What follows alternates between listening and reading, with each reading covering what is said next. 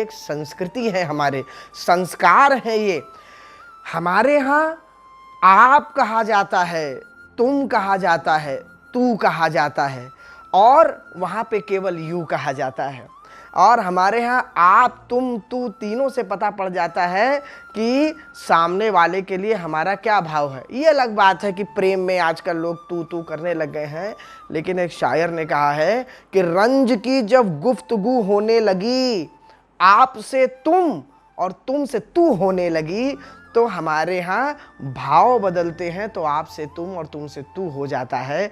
आदर का भाव देने के लिए आप कहा जाता है। वहाँ केवल यू है, चाहे जिसको यू कह दो। अच्छा, चाचा भी अंकल, नाना भी अंकल, दादा भी अंकल, पापा तो को छोड़ करके मामा अंकल और सब जितने दूसरे हैं सब अंकल ही अंकल हैं। हमारे यहाँ सबकी श्रेणी है, मामा अलग है, मौसा अलग है, चाचा अलग है, फूफा अलग हैं। हर संबंध का एक नाम है हमारे यहाँ निर्धारित। हमारे यहाँ पिताजी, जनक, माता, हमारे यहाँ माँ कहा जाता है। और आप बताइए, बालक जन्म लेता है तो जन्म लेते ही सबसे पहला शब्द जो उपयोग करता है वो माँ करता है। हम लोग उसको पानी बदल देते हैं कि मम्मम मांग रहा है, मम्मम मांग रहा है। बताइए कौन सा ऐसा विश्व में कौन सा ऐसा बच्चा है जो थोड़ा सा शब्द जब कहता है तो माँ नहीं कहता हो।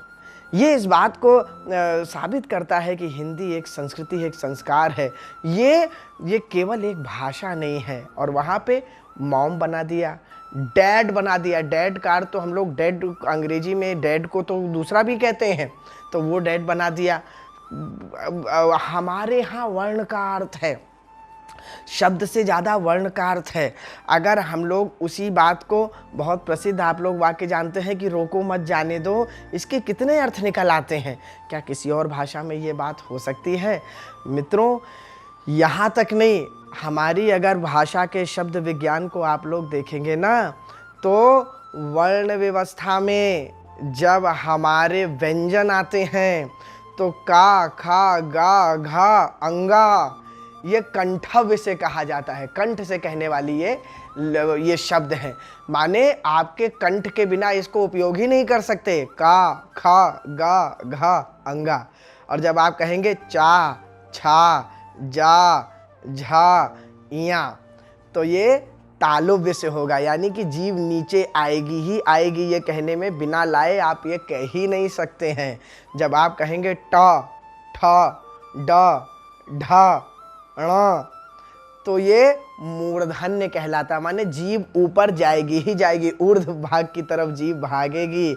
जब आप कहेंगे ता, था, दा, धा, न, तो ये दंतव्य कहलाएगा, जीभ दांतों से टकराएगी ही टकराएगी। और जब आप कहेंगे पा, फा, बा, भा, मा, तो ये ओष्टव्य कहलाएगा, माने होंठ आपके ये टकराएंगे ही टकराएंगे। तो आपका मुख ठीक से चल रहा है कि नहीं चल रहा, सारा सिस्टम ठीक है कि नहीं, इस विज्ञान को समझने के लिए अगर इतना ही व्यक्ति कह ले तो समझ जाए कि वो भाषा कहने में, उसे बात करने में कोई दिक्कत नहीं आ रही। हर अंग बात करने का इस वर्णमाला से समझ में आ जाता है।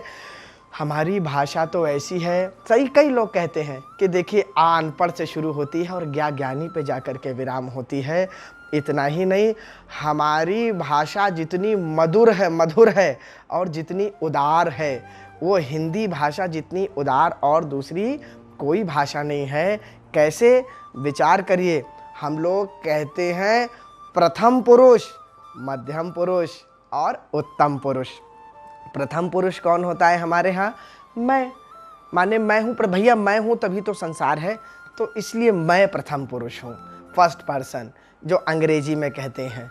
फिर मध्यम पुरुष यानी तुम, जिससे मैं बात कर रहा हूँ, जो मेरे सामने बैठा है, तो इसको अंग्रेजी में कहते हैं सेकंड पर्सन। और जब थर्ड पर्सन की बारी आती है, जो ना मैं हूँ ना तुम हो, ना मैं हूँ ना मेरे पहचान वाला कोई है, मेरा अपना है, मेरा रिश्तेदार है, मेरा भाई बंधु सखा है, जो थर्ड पर्सन अंग्रेजी में कहा जाता है। और थर्ड पर्सन कहते ही कितनी उपेक्षा का भाव आता है। अरे थर्ड पर्सन के सामने बात क्यों कर दी, अरे वो थर्ड पर्सन है, वो कैसे आ गया।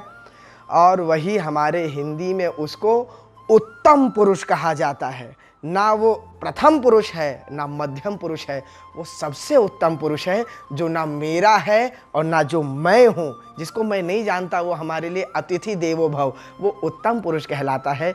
इतनी उदार भाषा, इतनी आदर देने वाली, सम्मान देने वाली भाषा, जहाँ हर शब्द का अलग अर्थ है, यहाँ तक कि वर्णों तक का अर्थ है, ऐसी भाषा को हम और आपने ग्रहण किया है। ऐसे पूर्व की संस्कृति में हम लोग, पूरब की संस्कृति में जन्म लिए हैं। अपने आप को गौरवान्वित महसूस करिए और हिंदी भाषा को संस्कार के रूप में अपनाइए। ये नहीं कहता अंग्रेजी सीखिए, दूसरी भाषा सीखिए, लेकिन भाषा के रूप में। संस्कृति हम लोग हिंदी ही अपनाएं। दुख की ये बात है कि हम लोग भाषा भी दूसरी अपनाते जा रहे हैं और संस्कृति भी दूसरी अपनाते जा रहे हैं। अगर कोई अंग्रेजी में बात नहीं करता ना मित्रों, तो ऐसा लगता है कि मानो वो अनपढ़ है, उसे कोई बात ही नहीं आती, वो ज्ञानी ही नहीं है। और आजकल के युवा, या हम लोग टीवी पे देख के सबको देखते हैं, थोड़ा सा कोट पैंट टाई पहन लेंगे तो अंग्रेज हो जाएंगे, उनको मानो हिंदी उनको मालूम ही नहीं है कि क्या होती है।